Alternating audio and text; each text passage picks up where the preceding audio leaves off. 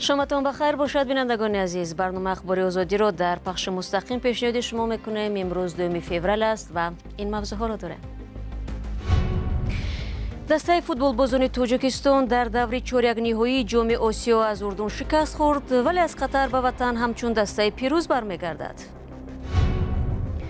وزارت معارف تاجیکستان میگوید فعلا شاگردان مؤسسه‌های تعلیمی در کشور به پلنشت نیاز ندارند. بچه‌ها خواننده هر خیل کلیپ ها دیگر هر خیل چیزا تماشا میکنند و ویران میشد.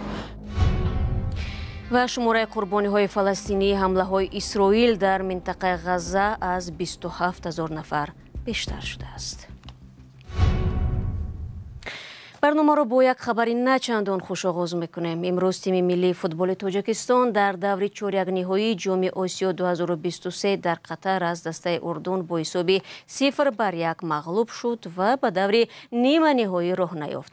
صرف نظر از ناکامی در این رقابت، تاجیکستان یکی از 8 دسته بهترین مسابقه می باشد.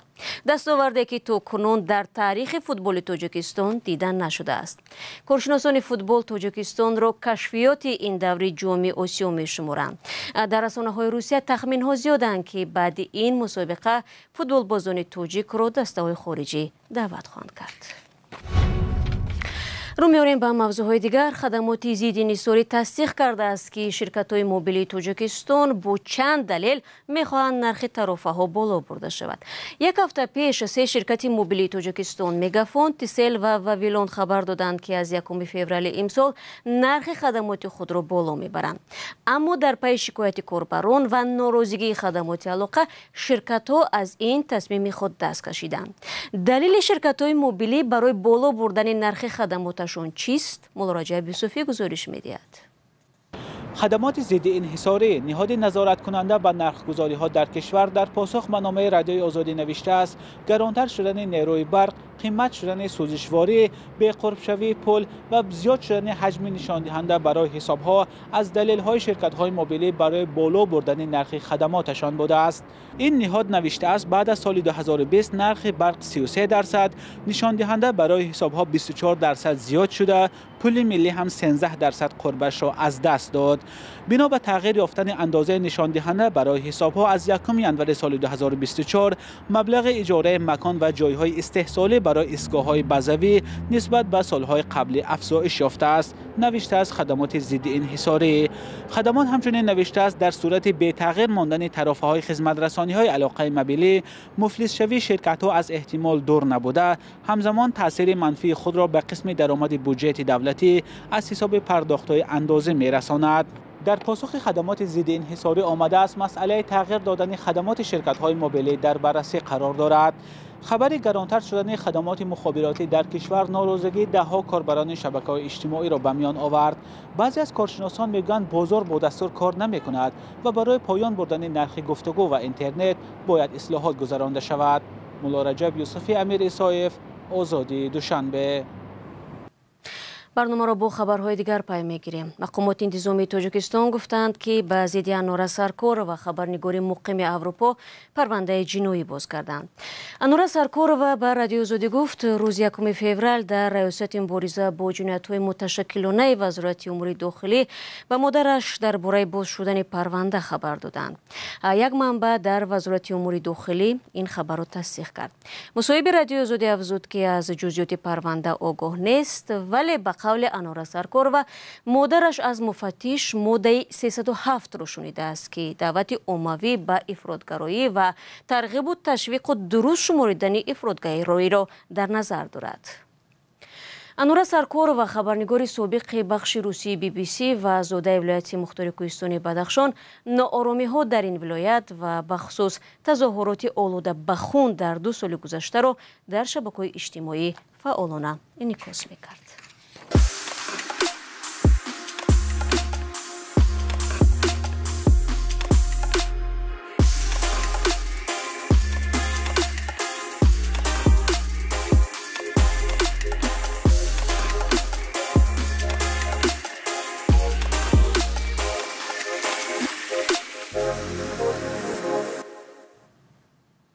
شما برنامه اخباری آزادی رو تماشا دارید.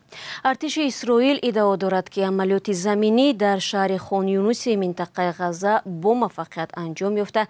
اکنون سربازان اسرائیل به سمت مرز غزه با مصر حرکت خواهند کرد. جنوب فلسطینی ابراز داشته است اسرائیل امکان نمیدهد که طبیبان و نجات بخشان فلسطینی به مردم منطقه های بمباران شده یوری سر وقتی رسانند. میرزا نبی خالقزاد با جزئیات همین موضوع. شماره فلسطینی های کشته شده در حمله های اسرائیل در منطقه غزه از 27,000 نفر بیشتر شد. روز پنجشنبه وزارت بهداشت زیر نظر سازمان حماس اعلام کرد که در 24 ساعت گذشته 118 فلسطینی به قتل رسیده. شماره عمومی کشته شدگان از حمله های اسرائیل در غزه به 27,019 نفر برابر شد.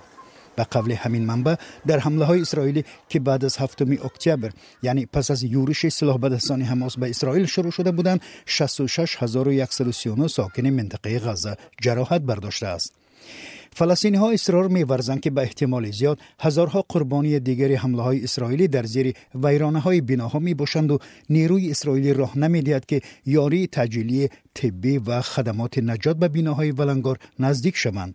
روز 1 فوریه ارتش اسرائیل نوارهای عملیات نظامی در شهرک خان یونس واقع در جنوب غزه را نمایش داده، تاکید کرد که کمش 70 نقب و کمینگاه زیرزمینی سلاح بدستان حماس را محو کرده است.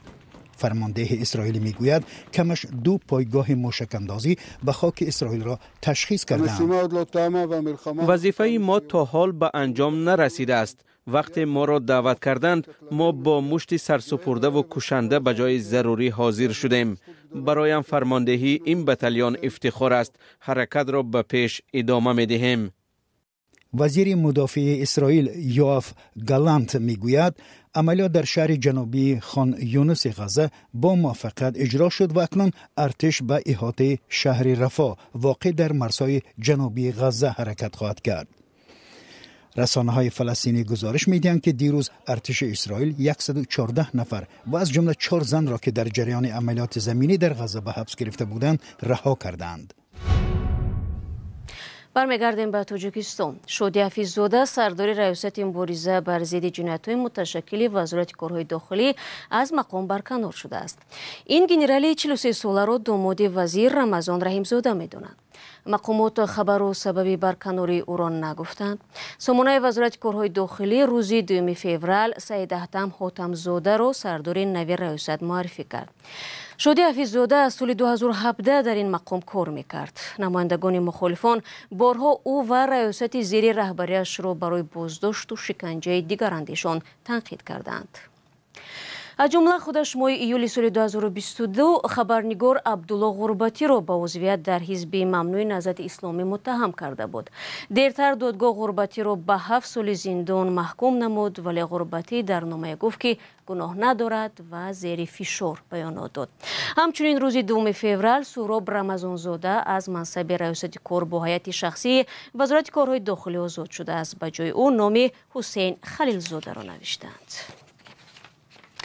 وزیر معارف و علم تاجیکستان گفت استفاده تلفن موبیلی و پلنشت در مکتب‌ها اجازه داده نمی شود. قبلا وزارت طرحی را آماده می‌کرد که به شاگردان چنین اجازه را میداد. متخصصان میگویند استفاده پلنشت در مکتب تحت نظارت آموزگاران و پدر و مادر کاری بدی نیست و برعکس به پیشرفت دانش آموزان کمک می‌کند. چنانچه موضوع را در گزارش همکارانمان سروینازی روح‌الله و شهلای عبدالله می‌بینیم. من امیر بستم شما رساندنی هستم که ما در حقیقت یک تصمیم گرفته بودیم. رحیم سیدزاده وزیر معارف در این نشست خبری تاکید کرد که همه مکتب‌ها با کتاب‌های درسی تامین هستند و برای همین ضرورت به استفاده پلنشت و تلفن موبیلی در مکتب نیست. در سال 2023 ما تعداد زیادی کتاب‌های درسی را به ترتیب رساندیم. زیاد از 6 میلیون نسخه شد. در دوام یک سال تقریباً 31% ما زیاد کردگیم. لیکن تقاضای زمان است. خیلی می‌بینیم ضرورت شود این استفاده می‌کنیم. لیکن در حاضرش فکر می‌کنم که ضرورت نیست. قبلا وزارت طرحی را آماده می‌کرد که به شاگردان اجازه می‌داد برای تحصیل در مکتب از پلنشت و کامپیوتر استفاده برند. مردم در این زمینه نظر یکسان ندارند. سازی عصر تکنولوژی گشتگی است. باید کودک‌ها همین چیزا را سرفرا بروند. کار کرده توانند با تکنیک‌ها. بچه‌ها خواننده هر خیل کلیپ‌ها دیگر هر خیل چیزا تماشا میکنند و وایران میشد. تربیت قاعده البته از همینجا پیدا میشد. من مثلا گفته ایستادم که مثلا خواننده معلم مثلا ویدیو میکند. به تلفن هم نمیشود استفاده میبرد، لیکن طرز درست استفاده بردن به فکرم نشان دادن در کار. در تاجیکستان از سال 2007 به مکتب آوردن تلفن‌های موبیلی و پلانشت را منع کردند. متخصصان میگویند بهره برداری از فناوری‌های نو برای تحصیل یک ضرورت است. مادر و مادرها هم نظارت کنند که پلانشت را برای تعلیم استفاده برند، در داخلش تمام کتاب‌های درسی را جا کنند. یک کاری معمولی هست که همه ما به همین هم میکنیم. در عموم گویم اگر تنها یک خواهش خود همه آدم در کار است که اگر خواهند جاری کردن میتوانند جاری کنند. در اینجا با مشکلی جدی نباید که پیش بیاید، چون که پلانشت ها موضوع با نرخ‌های گوناگون دست رسند. همش که قیمت نیست، پلانشت ارزان‌تری است که با 600-700 تومان فرض کنیم اگر یک پلانشت خرید دادن در داخل وی صدها کتاب‌های درسی را جاگیر کردن ممکن میشود که همون نرخ همون کتاب با همون نرخ پلانشت برابر میشود. در برابر استفاده پلانشت بردن تلفن‌های موبیلی به مکتب منع است. در گذشته صدها خواننده را برای استفاده تلفنی همراه و یا پلانشت در مکتب تنبیه داده والدینشان را جریمه بستند. ҳавои гарму бебориши як моҳи ахир ки деҳқонону боғпарварони тоҷикистон ро нигарон карда буд, ба қавли вазири кишоварзӣ ҳанӯз зиёни зиёде ба боғу киштзорҳо нарасонидааст. ҳавои хушк дар нимаи зимистон сабаб шуд ки баъзе аз дарахтон дар тоҷикистон гул кунанд ва кишоварзон мегӯянд агар ҳаво якбора сард шавад ҳама ҳосили дарахтони шукуфоро аз даст медиҳанд. амир исоев аз душанбе гузориш дорад. кишоварзон аз гармии ҳавои зимистон ва мухчабандии зуди дарахтон нигаронанд. аммо вазир Қурбон Ҳакимзода ҳарчанд тағйири иқлимро як мавзӯи ҷиддӣ медонад, мегӯяд гарм омадани зимистони имсола ба меваву сабзавот таъсири бад надорад. дарахте ки гул кардааст ин бодом аст. локи дигар намуди дарахтҳо ман боври комил дорам, зарар надидам. гандум аз ин ягон таъсир надидааст. аммо вазири кишоварзӣ гармии зимистонро эҳтимоли камҳосилии заминҳои лалмӣ донист. ҳафта паи ҳам мо аз ҳолати кишти зироатҳо дар заминҳои лалмӣ дидем. бовар мекунед шудгор карда истоян деҳқон аз замин чанг баромда истояд дар моҳи январ. амонулло Салимзода, президенти Академияи илмҳои кишоварзии Тоҷикистон мегӯяд, ки олимон навъҳои растаниҳоеро пажӯҳиш мекунанд, ки ба гармиву тағйироти иқлим тобовар бошанд. پیشنهاد کرده هستند. ما فکر میکنم که سالهای آینده اینها وقتی که تصدیقی رسمی خودشون گرفتن با استحصال جاری کرده میشه. وزیر کشاورزی تاکید کرد که نهاد او با تغییریابی اقلیم آمادگی گرفته است. با یک چند تشکیلات‌های بین‌الخلقی شریکان روز از آن جمله ایفات و دیگرها مراجعت کردیم که بسیارتر ما بعضی نمودی نوعهایی که از خارج کشور از منطقه شرق میانه از منطقه‌ای که در اونجا گرم است وارد نمودی بعضی تخم‌ها که با گرمی استوار هستند. چون که بسیارتر دیگه شما هم تاکید کردید دیدم که خاکباریش همین سالی گذشته بینید که چقدر تاثیر رساند به حاصل پیسته. کشاورزی از بخش‌های مهم اقتصاد و امنیت عضوقواری تاجیکستان دانسته می‌شود که حجم آن در مجموع محصولات ناخالص ملی، مجموع محصولات داخلی بیشتر از 28% است. ولی این بخش با دشواری‌های زیاد روبروست و سالهای آخر تغییر اقلیم به این مشکلات علاوه شده است. به خبر کوتاه مقامات توجیک گفتند زنان و کودکانی که از کشورهای جنگ زده از جمله سوریه به تاجیکستان بازگردانده شدند همراه با خانواده‌هایشان زندگی دارند. در 2 سال اخیر مقامات توجیک 10 زن و بیش از 100 کودک و نورس را به وطن آوردند. آنها عضو عائله‌های جنگجویان گروه تندروی دولت اسلامی یا خود داعش میباشند.